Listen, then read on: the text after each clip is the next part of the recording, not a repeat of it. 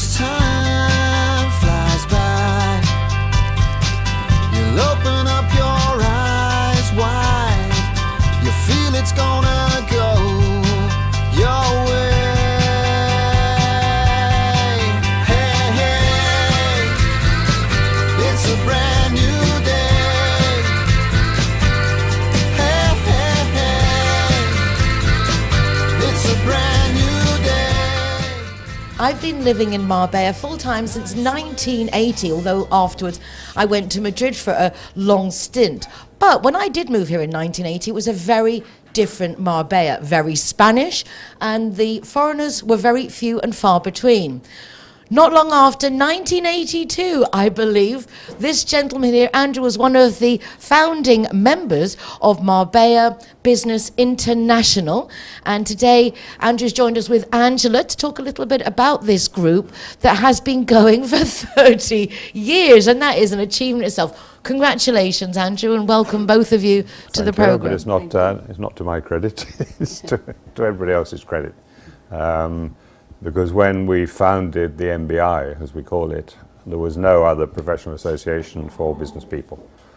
And a group of us got together. Most of these people are still around, but they're in their dotage. I don't think anybody's died yet, have they? Touch wood. Touch wood. Well, with Bernard. And no, but he wasn't one of the first people. Not the original people. No.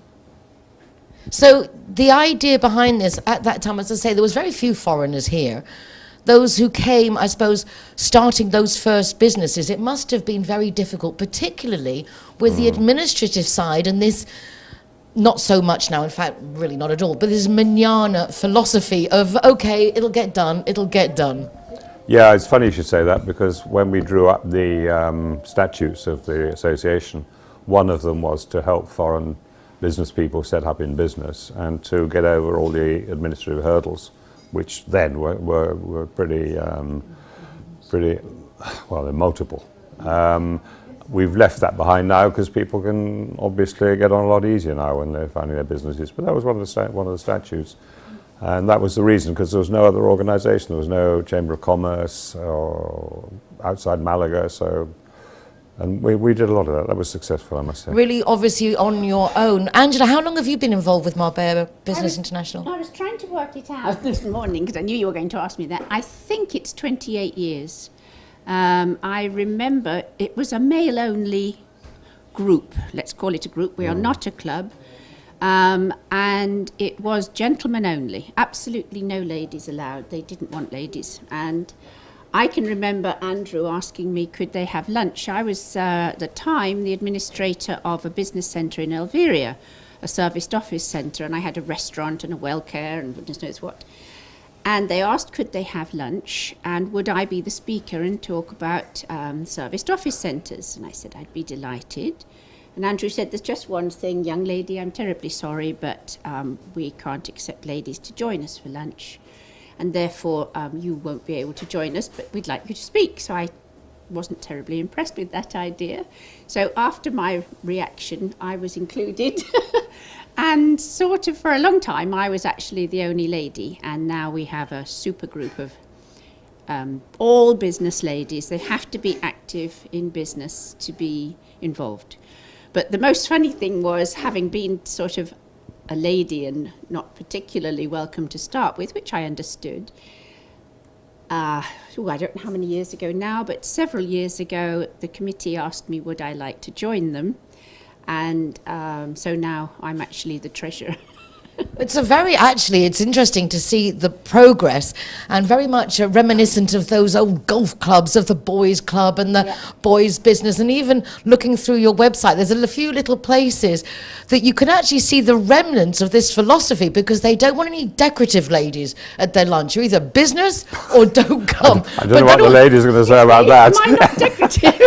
But you're a business lady. It wasn't purely decorative. So don't come to a lunch with someone who's purely decorative. I thought that was kind of interesting. We do still say, and I actually agree with this, that husband and wives should not sit together. And if the wife isn't legitimately involved in her own business or another business, then they really shouldn't be invited. And it is by invitation. See, we're finding out a lot by MBI. The MBI philosophy isn't a members, as you say, club as such. No, It's an invitation club, so you couldn't be invited, but if you're not playing the game right, Yeah. if you're not of the same ethos as the rest, you can and will be uninvited. Quite right. You sum it up in a phrase. Well done. How do you make that criteria? And I'm just talking about business people, but what are you looking for most in the people that you want, I suppose, to meet and have lunch with? Yeah, they have to be, you cannot define it, but when you see the interaction between two people or three people, you can tell immediately whether they are the sort of person who would fit in or not. And obviously people who join for business purposes, as some do, join, or ask to be invited for business purposes, and then they start networking and stuff like that. That's not welcome either, because the MBI is not a networking organisation in any shape or form. We just meet once a month. We used to meet once a week, but that was just too much. We now meet once a month for dinner, last Friday of the month, and it's a group of very, very nice people. We have a saying that after the cocktail, we have a cocktail for an hour at the bar, and after the cocktail, when you go in and sit down and have lunch, you would always sit next to somebody who you will get on with. It's not like some of these organisations where you go and sit down, or I don't want to sit next to him, or I don't want to be near them, or whatever. Everybody fits in, and that's people who don't fit in. I'm sorry, but they don't come.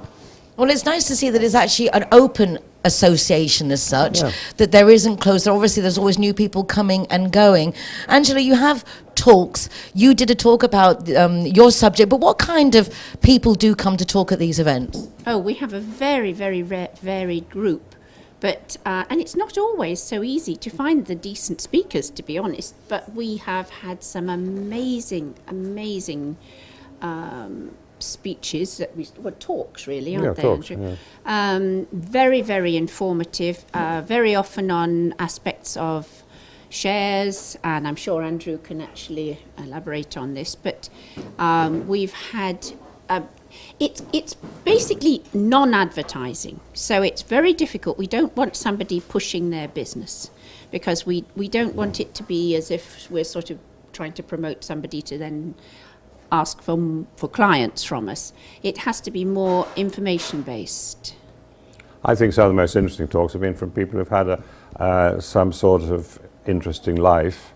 You know, they might have been a mountaineer or a long-distance canoer or something like that, and they come and talk about their experience. Can I ask you, where has your life taken you, Andrew? Well, I've given talks on practically everything to do with Spain, Yeah. including the San Fermines, flamenco. I came to Spain in about 40 years ago. A very different Spain than the one we have the pleasure of living in now. What do you most miss from the old Spain, and that attracted you in the first place?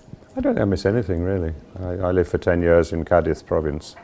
I lived in Puerto Santa Maria before I came to Marbella. And I still remember when I used to come to Marbella as a visitor, you would drive into the centre of town and you would park outside what is now the Farmacy. And, you know, there would still be space for another 20 or 30 cars. That's how much it's changed. But then everything changes. Marbella's got a lot better. It's got a lot more interesting people coming in. Then it was very cliquey. Everybody knew everybody, of course. When there was a new foreigner in town, if they were English, the English consulate would phone me up and say, "Hey, Andrew, do you know so-and-so in Marbella?" And 9 times out of 10, we would know them, would know who they were. But they stopped ringing me now, because obviously you can't keep tracks on everybody. I must say that Andrew actually has given several speeches on the old Marbella with backup of fabulous photographs. I mean, it's absolutely fascinating, because you're trying to plan, well, that was there, and the wonderful photographs that you've collected good, of old Marbella as it was, and historically, way back even before you came. Very interesting, when it was literally a little fishing village. It's quite fascinating to look back. You came over, Angela, obviously a long time ago. You've been a member of the club for some 28 years. What was the attraction for you back then? Well, it was actually February, which we're in now, 1983. So it's a long time, 35 years, if my maths is correct. And again, as 4 husbands later? not quite 4 husbands. Sorry. You can cut that bit out. No, I think the biggest changes are I found it rather nice that it was more of a village life, and I liked the fact that you went to your little local store and they knew you, and you got things in a brown paper bag, and you couldn't buy avocados if they weren't in season. I loved that. Great big, I won't mention any names, but massive supermarkets and shopping malls. I find we've lost a little of the character. I still love to go to the little old fishing port in Marbella and eat in the tiny little restaurant in the Ventas. So I find the change a little bit disappointing, but then on the other hand, I love it as well because it's actually put us into the real world. Yeah, the nice thing is that you can actually access both. You can still go to all the little stores, you can still go to all those little places, a lot of typical places, but there's just a lot more foreigners on the top. Yes, absolutely. Yeah, I mean, I live in the centre of town.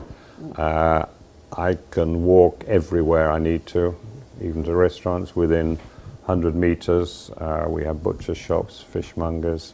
I never need to go to a big supermarket. Do you both speak Spanish?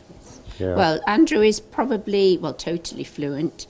I speak good Spanish, but... yes, you speak very good Spanish. I speak Spanish. Yeah, that's the difference. Those of us who came before 94, we had no choice because no one spoke English and we were something special. We had a little bit of Spanish.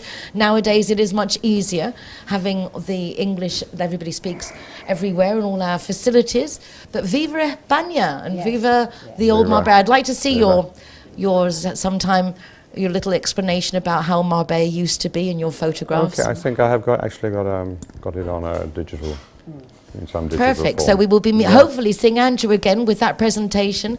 And can people contact you if they would like to come and join your club, or at least not join but be part of it? Well, we have a website, which is... We used to be called, the MBI was... Marbella Business Institute. Was a stupid And a name. few years ago, we decided that Institute really now just wasn't appropriate. And so and because we have such an international group, we decided to be MBI with the international. And that's our website. And on the website, it's very simple, very, very plain, but it just explains... And there are contact details on there, Yes. so they can go to the website and contact Well, us. best of luck, because contacting doesn't guarantee you a place. They're very choosy about who's in, but then at least you know once you're in, you're in. Thank you so much, Andrew. And Andrew, it's lovely to meet you at last. Thank you, Nicole. Pleasure. Andrew. Pleasure.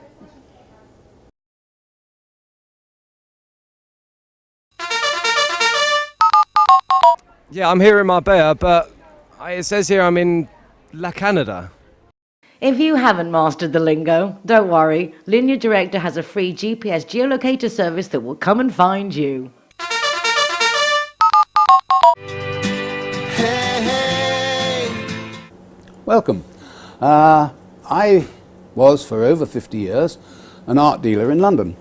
And so I thought what I'd like to do is, every now and then, give you one of our little cameos of the life of an art dealer in London. And one of the more memorable ones I had was, we had two galleries, one in Bond Street and one in Bruton Street. It was a firm called Frost and Reed. And I was in the Bruton Street gallery this particular day, and this tall, dark gentleman came in, and Mohamed Ali was always fairly recognizable. And he said to me, I believe you've got a picture here of the gate of the mosque at Damascus. And I said, yes, indeed we do, sir. It's by an artist called Gustav Bauenfien, who's a German painter, painted around 1860. He said, well, I'd like to see it. And so we got the picture out and hung it for him in the middle gallery. And he said, yeah, I really like this. And suddenly, he lay down on the floor and looked up at it. I thought, this is strange. And he said, well, at least, boy, you can say one thing that not many people can say. You've seen Muhammad on his back. We then took the picture up to his hotel in Lancaster Gate that afternoon, and I must say the cloud of Dhaka that hit us as we walked in through the door was just about enough to kill you. And all I do wish is I could say that he bought it, because the price that I quoted him was £8,500. The next time I saw the picture was at Christie's about 15 years ago, when it made 260,000, but I'm sorry to say he didn't buy it. Thank you. Hey, hey. Hasta mañana till we meet again here on Marbella Now. We'll also be tomorrow in your kioscos. Thursday is a free edition of the Euro Weekly News. Get your new copy and check out my column, Marbella Moments. For now, as I said, hasta mañana. Take care of yourselves. Be nice to each other. And it's time.